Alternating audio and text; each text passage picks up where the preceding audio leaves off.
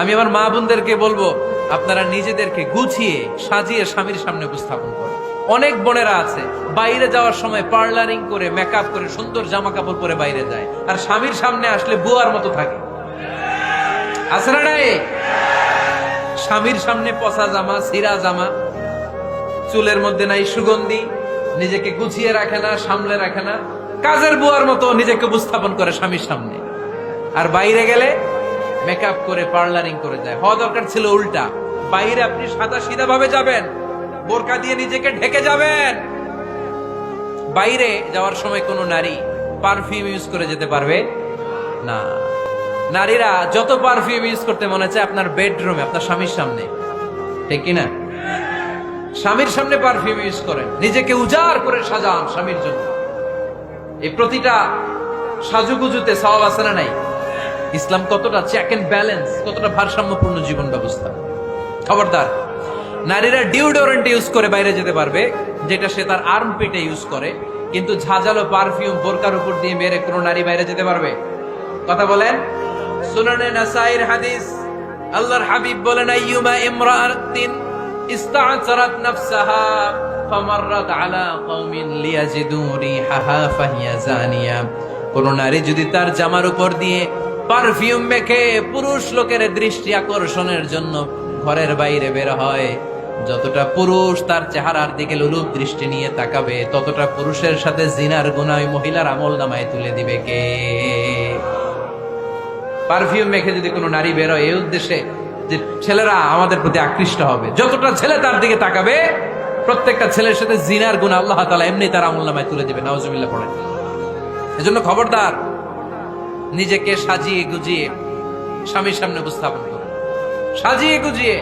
অনেক স্ত্রীরা আছে ড্রাইভারের সাথে কথা বলার সময় মিষ্টি হাসি দিয়ে কথা বলে।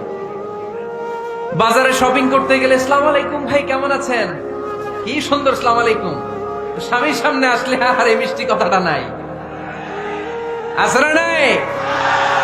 বাইরে তোমার চিকন গলায় কিসের আসসালামু আলাইকুম? হ্যাঁ, না, বাইরে আপনি আসসালামু আলাইকুম দিতে যাবেন না।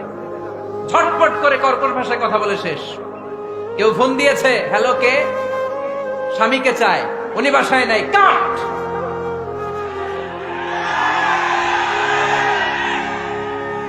কারে চান? আপনার হাজবেন্ডের নাই, কাট, শেষ করে দিবেন।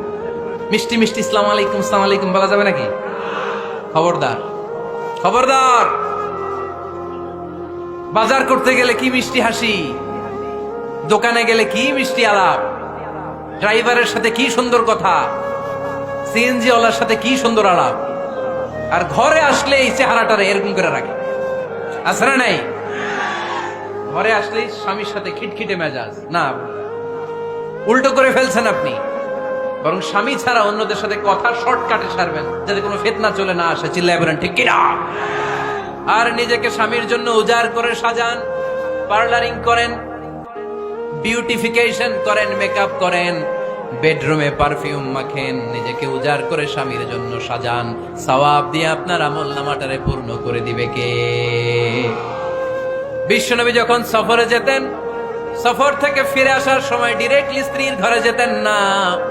বিশ্বনবী একজনকে ঘরে পাঠিয়ে দিতেন, মদিনার উপকণ্ঠে কিছু সময় অপেক্ষা করতেন, আর বলতেন, আজকে আমি আয়েশার ঘরে যাব। আয়েশারে যে বলো আমি এসেছি, কয়েক ঘন্টা পরে আয়েশার ঘরে আমি ঢুকবো। সুবহানাল্লাহ পড়েন।